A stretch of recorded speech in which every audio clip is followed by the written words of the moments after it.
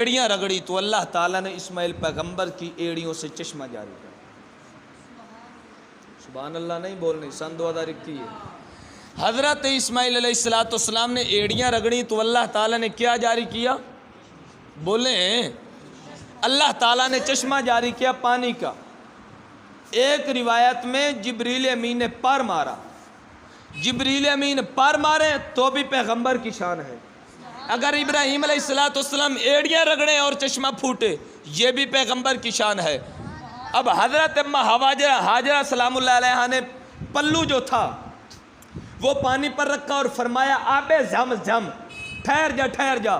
اب میرے نبی پاک کی حدیث بخاری شریف میں جس کے راوی حضرت ابن عباس ہے، میرے نبی فرماتے ہیں اگر اماں حاجرہ سلام اللہ علیہ زم زم نہ فرماتی تو ایک وسیع چشمہ ہوتا جس کی وجہ سے کل خدائی سیراب ہو رہی ہو۔ اب حضرت اسماعیل علیہ السلام جس طرح پروان چڑھتے گئے، جرہم قبیلے کے کچھ لوگ آئے وہاں پر، یہ ایک طویل واقعہ ہے، انہوں نے وہاں پر پانی تلاش کیا۔ جب پانی کے قریب پہنچے تو حضرت اماں حاجرہ سے انہوں نے اجازت مانگی، اگر اجازت ہو تو پانی لے لیں۔ تو حضرت حاجرہ نے فرمایا پانی لے سکتے ہو لیکن قبضہ نہیں کر سکتے تھے۔ قبضہ چونکہ وہاں پر مسکن حضرت حاجرہ کا ہو چکا تھا، وہاں پر وہ اپنا ٹھکانہ بنا لیا تھا رہائش کا، اس وجہ سے فرمایا تقابض تم نہیں کر سکتے، قبضہ نہیں کر سکتے، الغرض پانی جتنا چاہیے تم لے لو۔ اس طرح پھر انہوں نے وہاں پر بسنا شروع کر دیا، آبادی بڑھنی شروع ہو گئی۔ وہ حضرت ابراہیم نے جو دعا مانگی تھی اللہ تعالیٰ وہ اسباب پیدا کر رہا ہے۔ ایک وقت آنے پر حضرت اسماعیل جوان بھی ہوئے، پھر شادی ہوئی، طویل واقعہ ہے۔ پھر حضرت ابراہیم ایک مرتبہ ملاقات کرنے گئے اور آپ نہیں تھے، گھر والی سے ملاقات ہوئی تو اس نے بے رخی میں کلام کیا اور حضرت ابراہیم نے جواب دیا جب وہ آئے گھر والا تمہارا آئے تو اس سے کہہ دینا چوکھر تبدیل کر لے۔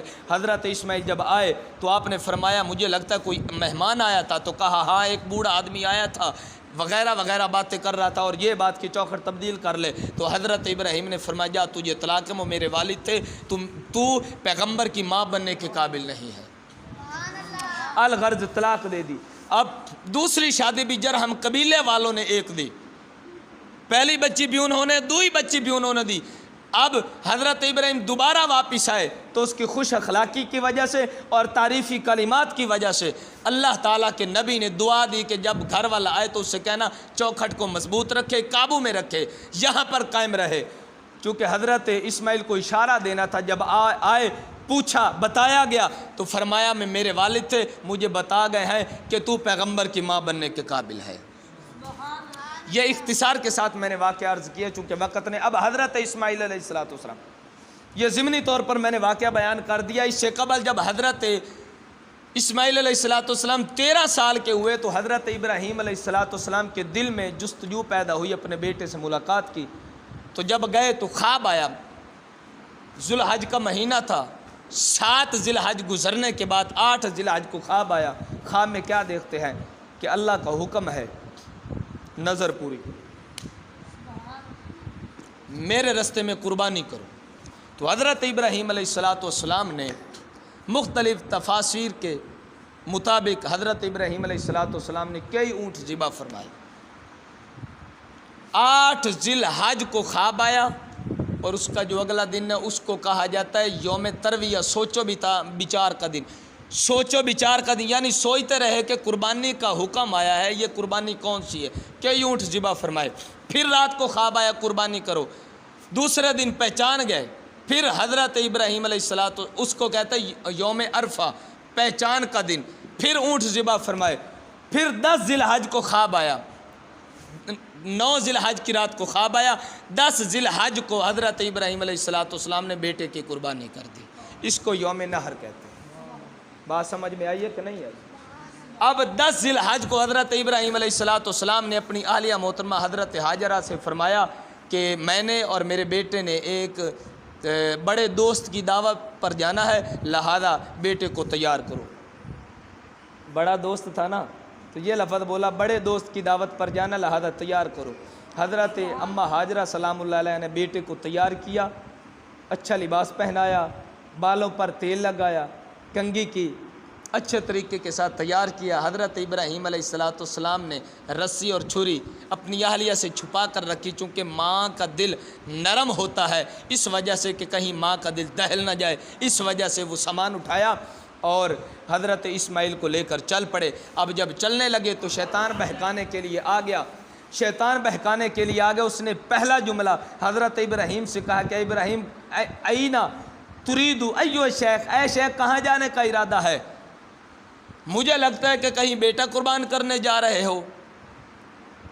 بھلا کوئی باپ، تاریخ میں ایسا بھی ہوا ہے کہ کوئی باپ اپنے بیٹے کو قربان کرے اور گردن پر چھری چلائے؟ تاریخ میں ایسا کبھی ہوا ہے؟ اے ابراہیم شاید شیطان کا وسوسہ ہو، اور یہ بیٹا بھی اتنا خوبصورت اور پھر عمر کے آخری حصے میں ملا ہے، اس نور نظر کو، لخت جگر کو اب قربان کرنے کے لیے جا رہے ہو؟ تو حضرت ابراہیم علیہ السلام پیغمبر تھے، پیغمبر کی نگاہ کمال درجہ رکھتے۔ حضرت ابراہیم نے فرمایا اے لانتی تو بہکانے کے لیے آ گیا، میرا ایک اسماعیل تو کیا ہزاروں بھی ہو تو رب کی راہ میں قربان کر دوں گا۔ یہ ان کا توکل تھا، ان کا تیقن تھا، ان کا رب کی ذات پر تیقن تھا۔ حضرت ابراہیم علیہ السلام نے جب یہ جملہ بولا، شیطان لانتی وہاں سے بھاگا۔ پھر حضرت اسماعیل علیہ السلام کے بیس بدلا، تو اسماعیل کے پاس بیس بدلنا اس کے لیے کون سا مشکل کام ہے؟ اب اسماعیل علیہ السلام کے پاس آ کر کہنے لگا اسماعیل تو جانتا ہے تیرا بیٹا تجھے کہاں لے کر جا رہا ہے؟ خواب آیا ہے، خواب میں کسی نے کہا کہ بیٹا ذبح کرو، تو یہ رب کا حکم سمجھ کر تجھے ذبح کرنے جا رہا ہے، خیال کر تیری جان ختم کرنے کے لیے جا رہا ہے۔ تو حضرت اسماعیل علیہ السلام نے جواب دیا لانتی میرا باپ پیغمبر ہے، پیغمبر کے خواب وحی بمنزلہ وحی خدا ہوتے ہیں، لہذا میں اسماعیل ایک تو کیا لاکھوں میرے بیٹے اسماعیل جیسے بھی ہوں تو رب کے ایک حکم پر باپ کے سامنے اپنے گردنوں کو خم کر دیں گے۔ یہ اسماعیل علیہ السلام کا جملہ۔ یہ لانتی وہاں سے بھاگا تو حضرت اماں ہاجرہ کے پاس، ماں کا دل نرم ہوتا ہے، وہاں پہنچا۔ حضرت ہاجرہ سے کہنے لگا تو جانتی ہے کہ ابراہیم اسماعیل کو کہاں لے کر گیا ہے؟ فرمایا کہاں لے کر گیا؟ اس نے دوست کی دعوت پر، اس نے کہا دوست کون سا؟ خواب میں اس نے سمجھا ہے کہ اللہ کا حکم ہے ذبح کرنے کا، تو رسی اور چھری لے کر جا رہا ہے بیٹا کو ذبح کرنے کے لیے، لہٰذا تو خیال کر تیرا ایک ہی بیٹا ہے۔ تو حضرت اماں ہاجرہ سلام اللہ علیہ نے کنکریاں اٹھائی ماری، فرمایا لانتی دفع ہو جا، میرا ایک اسماعیل تو کیا لاکھوں بھی ہوں تو رب کی راہ میں قربان کر دے۔ حضرت ابراہیم کا دیکھیے، حضرت اسماعیل کا دیکھیے، حضرت اماں ہاجرہ کا دیکھیے، تینوں ہستیوں نے توکل علی اللہ کیا تو اللہ تعالیٰ نے کتنی شان و عظمتوں سے نوازا ہے۔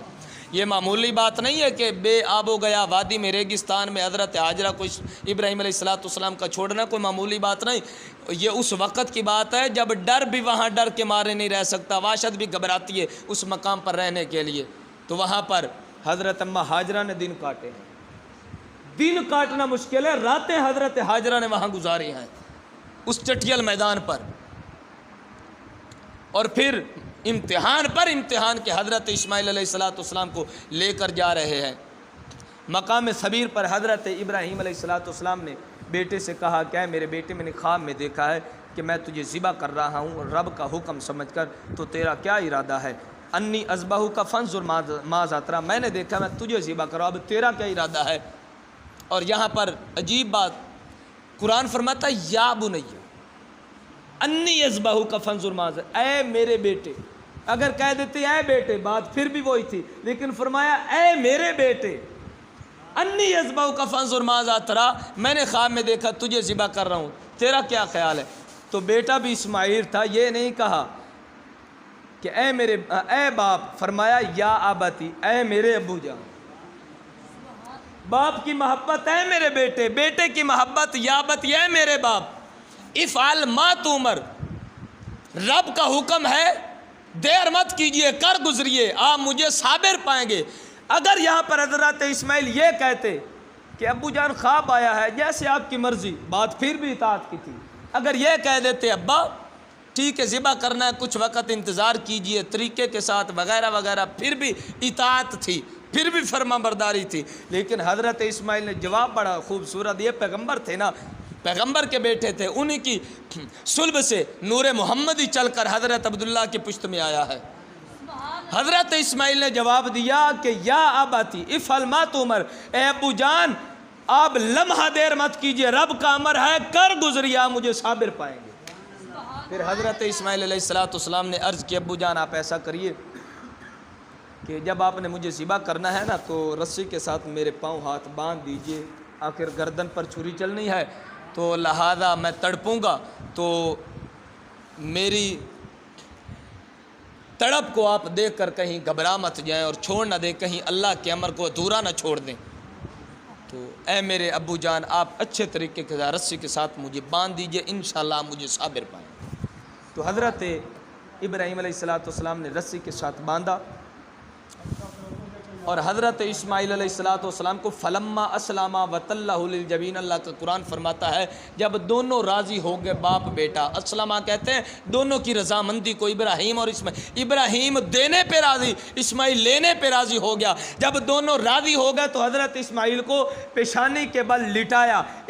दो मुफस्सिरीन ने कौल बयान किए, एक पेशानी के बल लिटाया, गर्दन पर छुरी चलाना चाहते।